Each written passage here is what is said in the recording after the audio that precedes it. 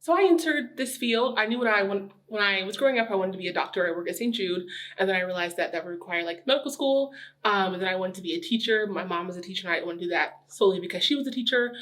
So I think at some point in high school, I realized that I wanted to be a social worker. I wasn't quite sure what field. My degree is in social work, and I was an intern in the adoptions unit when I went to school. And then after that, I began looking for jobs in that area. I was in Pensacola for school. I wasn't able to get a job because I wasn't 21.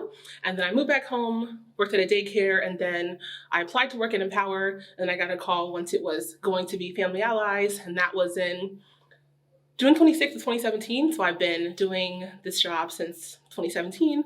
I love it very, very much.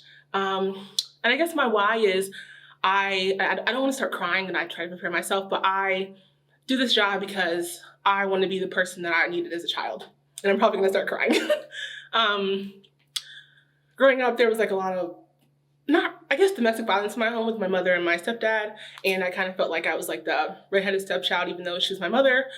So I kind of always told myself that like, this job, like day in and day out, I remind myself that I try to be the person I needed when I was a kid. I try to instill to all the kids that I work with that no matter what, my job is to make sure that they're safe. And I instill that to them ongoingly, because I know that all the changes that these kids have in their lives, I want them to have one constant. So when I get cases, I normally tell them like, I should be your last caseworker, or I should be your first and last caseworker unless something else changes. And I feel like that helps me create a bond with the kids. Another way I like to connect is music, because everybody loves music. So whenever I meet a kid for the first time, I'll ask them what type of music do you listen to, and then ongoingly I play their favorite songs or whatnot. Just another way I can connect. But I always want to be a role model to the kids that I work with.